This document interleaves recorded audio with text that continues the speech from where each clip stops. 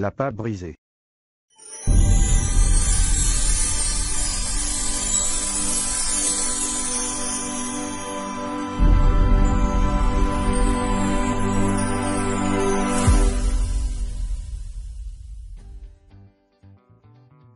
Les méthodes pour réaliser la pâte brisée.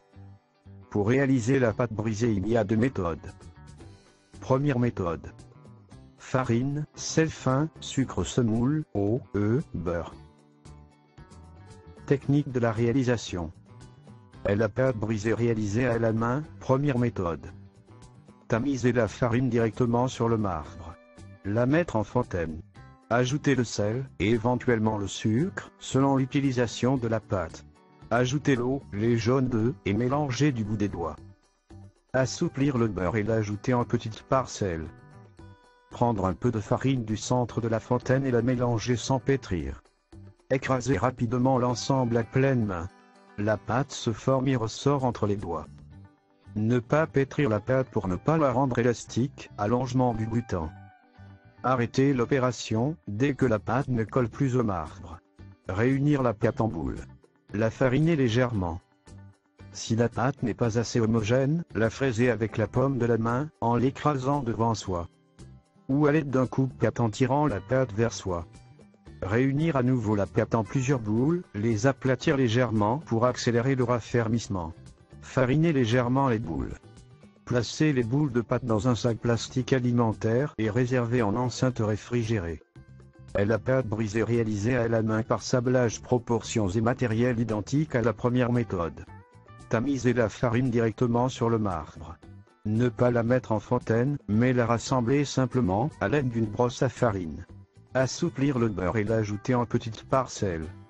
Mélanger délicatement l'ensemble pour que tous les morceaux de beurre soient bien enrobés de farine. Les écraser rapidement afin de préparer de sablage. Sabler entre les deux mains de façon à obtenir une poudre ressemblant au sable. Mettre le sablage en fontaine. Ajouter l'eau, le sel et le sucre, puis les dissoudre du bout des doigts et ajouter les jaunes. Le sel et le sucre peuvent être ajoutés à la farine avant le sablage. Incorporer progressivement le sablage aux éléments liquides, en partant de l'intérieur de la fontaine. Écraser rapidement à pleine main, sans pétrir. La pâte se forme et ressort entre les doigts. Former les boules de pâte et les fariner légèrement. Fraiser la pâte si nécessaire, à l'aide d'un coupe-pâte en la tirant vers soi. Réunir à nouveau la pâte en boules et les aplatir.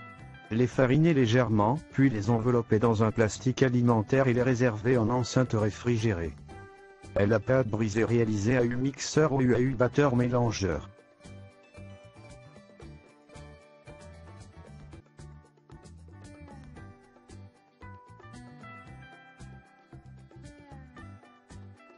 Tamiser la farine et la mettre dans la cuve du mixeur ou du batteur mélangeur. Ajouter le beurre découpé en parcelles. Travailler à première vitesse jusqu'à obtention du sablage. Arrêter l'appareil et verser en une fois le mélange d'eau, sel, sucre dissous et jaune d'œuf. Ne pas travailler au-delà de la cohésion des divers éléments, quelques secondes suffisent généralement. Vider la cuve sur le marbre fariné, puis former les boules de pâte sans pétrir. Les fariner légèrement.